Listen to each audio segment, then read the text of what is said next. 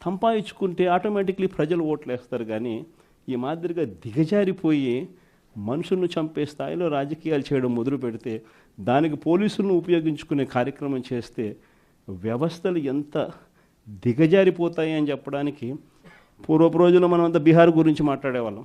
బీహార్లో ఎలా ఉండేటివి, బీహార్లో అలా ఉండేటివి అని. ఈరోజు బీహార్ గురించి మాట్లాడాల్సిన పనుల ఆంధ్ర రాష్ట్రం ఎలా ఉంది అని చెప్పి చూస్తే బీహార్ను మించిపోయిన పరిస్థితిలో ఆంధ్ర రాష్ట్రం కనిపిస్తూ ఉంది ఈరోజు ఆంధ్ర రాష్ట్ర పరిస్థితి. ఇలాంటి పరిస్థితుల మధ్య మనం యుద్ధం చేస్తూ ఉన్నాం. మీ అందరికీ నేను ఒకటే చెప్తా ఉన్నా, కష్టాలు శాశ్వతం కాదు. ఒక చీకటి వచ్చిన తర్వాత ఖచ్చితంగా వెలుతురు వస్తుంది. ఇది ప్రతి ఒక్కరం గుర్తుపెట్టుకోండి. చూస్తూ చూస్తూ కన్ను మూసుకుంటే 3 ఏళ్ళు కూడా అయిపోతుంది. ఈ 3 ఏళ్ళు మాత్రం గట్టిగా తోడుగా నిలబడండి, నాకు తోడుగా నిలబడండి, ప్రజలకు తోడుగా నిలబడండి. ఆ తర్వాత మళ్ళీ వైఎస్ఆర్ కాంగ్రెస్ పార్టీ మళ్ళీ అధికారంలోకి ఖచ్చితంగా వస్తుంది. ఈసారి జగన్ 2 పాలన ఖచ్చితంగా జరుగుతుందని మాత్రం చెప్తాను.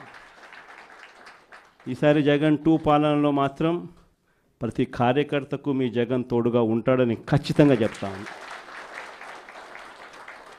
కాబట్టి ఖచ్చితంగా ఈ 3 ఏళ్ళు ప్రజల తరపున నిలబడదాం, ప్రజల కోసం పోరాడదాం.